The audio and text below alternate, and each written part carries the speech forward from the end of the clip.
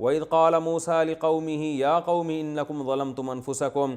حضرت موسیٰ جب واپس پہنچے نا غضبناک ہو کے کہ بچھڑے کی عبادت ہو رہی ہے، تو حضرت موسیٰ نے جب غضبناک ہوئے تو پھر اللہ نے بتایا کہ ان کی توبہ ویسے قبول ہوگی کہ جنہوں نے بچھڑے کی عبادت نہیں کی وہ ان کو قتل کر دیں گے جنہوں نے عبادت کی ہے.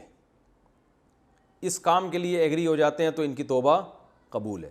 تو یہ ایگری ہو گئے مجبوراً، کیونکہ ان کو پتہ تھا ورنہ اللہ کا عذاب آئے گا. تو جنہوں نے عبادت کی انہوں نے اپنے آپ کو قتل کرنے کے لیے پیش کیا.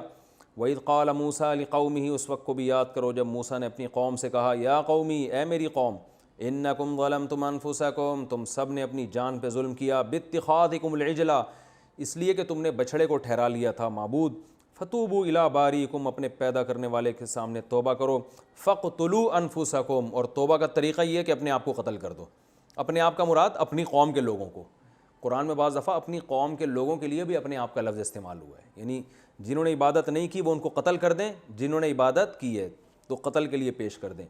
ذالکم خیر لکم، یہ تمہارے لیے بہتر ہے، عند بارئکم، تمہارے پیدا کرنے والے کے نزدیک، اس سے تم آخرت کے عذاب سے بچ جاؤ گے.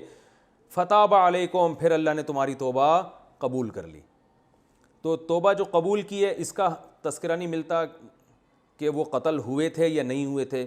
بظاہر قرآن سے ایسا لگتا ہے فتاب علیکم، اللہ نے ویسے ہی توبہ قبول کر لی کہ انہوں نے اپنے آپ کو جب پیش کر دیا تو اللہ نے ان کی کو معاف کر دیا. انہ هو التواب الرحیم، بے شک وہ بہت زیادہ توبہ قبول کرنے والا اور رحم کرنے والا ہے.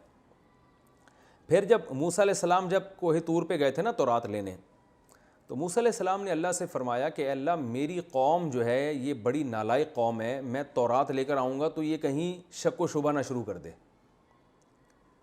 تو جو ہے گواہ لے کے جاتا ہوں میں. پھر یہ وقت پورا ہو گیا ہے، واقعہ لمبا ہے تو میں انشاءاللہ اگلے ایپیسوڈ میں اس کو بتاؤں گا کہ یہاں بھی انہوں نے بڑی نالائقی کی. وہ گواہوں نے اپنی آنکھوں سے دیکھا کہ تورات نازل ہو رہی ہے تو وہ کہنے لگے نہیں نہیں نہیں، جب صرف تورات کو نہیں دیکھیں گے کوہ طور پہ کہ آپ کو مل رہی ہے، بلکہ ہم اللہ کو اپنی آنکھوں سے دیکھیں گے بھی. تو پھر اللہ کا عذاب آیا، پھر اللہ نے جو مر گئے تھے ان کو دوبارہ زندہ کر لیا. تو اتنا کسی قوم کی کوتاہیوں کو معاف نہیں کیا گیا جتنا بنی اسرائیل کو، جن کو آج یہودی کہتے ہیں. تو اگلے ایپیسوڈ میں انشاءاللہ اس کی تفسیر بیان ہوگی. اللہ عمل کی توفیق عطا فرمائے. بسم اللہ الرحمن الرحیم. آج انشاءاللہ سورہ بقرہ کا 6واں رکوع اس کو میں کمپلیٹ کروں گا. پچھلے درس میں نے یہاں تک بیان کیا تھا وَإِذْ قُلْتُمْ يَا مُوسَىٰ لَن نُّؤْمِنَ لَكَ حَتَّىٰ نَرَى اللَّهَ جَهْرَةً فَأَخَذَتْكُمُ الصَّاعِقَةُ وَأَنْتُمْ تَنظُرُونَ. اچھا، اس سے پچھلے درس میں ایک بات یہ بھی رہ گئی تھی کہ اللہ تعالیٰ نے جب بنی اسرائیل نے بچھڑے کو معبود بنا لیا، حضرت موسیٰ علیہ السلام کوہ طور پہ گئے تورات لینے اور پیچھے ادھر انہوں نے بچھڑے کی عبادت شروع کر دی، تو اللہ تعالیٰ نے ان کو حکم دیا کہ سزا اب یہ ہے کہ جنہوں نے عبادت نہیں کی وہ ان کو قتل کر دیں گے جنہوں نے عبادت کی ہے. تو بنی اسرائیل میں جو مجرم تھے انہوں نے اپنے آپ کو قتل کے لیے پیش کر دیا، کیونکہ اس کے علاوہ اب ان کے پاس کوئی آپشن نہیں تھا.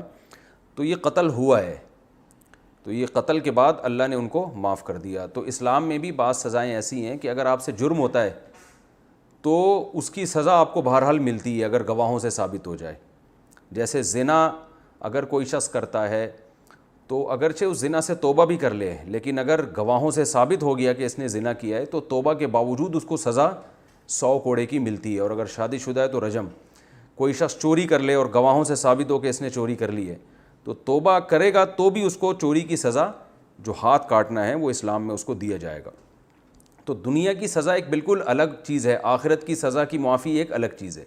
اس لیے علماء یہ کہتے ہیں کہ دنیا میں اگر کسی کو سزا مل بھی جائے جرم پہ تو آخرت میں پھر دوبارہ ملے گی. آخرت کی سزا معاف کرنے کے لیے ضروری ہے کہ اللہ کے سامنے توبہ کرے، پھر اللہ اپنی رحمت سے معاف کر دے. تو یہاں بھی اللہ کی رحمت بنی اسرائیل پر ایسے ہوئی کہ بچھڑے کی انہوں نے عبادت کی تھی اور یہ اتنا بڑا جرم تھا جو قابل معافی نہیں تھا، کیونکہ ساری زندگی ان کو موسیٰ علیہ السلام کے ذریعے معجزات دکھائے گئے، پھر فرعون کو غرق کروایا گیا سامنے. یہ سب کچھ اسی لیے تو ہو رہا تھا کہ تم توحید پرست ہو اور فرعون کی جو قوم ہے وہ شرک کرتی ہے. تو اس کے بعد بھی ان کا یہ جرم بہت بڑا تھا. تو یہ اللہ کی رحمت اس حوالے سے تھی کہ اللہ نے کہا کہ چلو تم سے جرم ہو گیا ہے، یہ ہے تو ناقابل معافی، لیکن اگر تم اپنے آپ کو قتل کروا دیتے ہو تو میں تمہیں معاف کر دوں گا, آخرت میں سزا نہیں دوں گا. تو یہ بہرحال اللہ کی رحمت تھی ان کے لیے.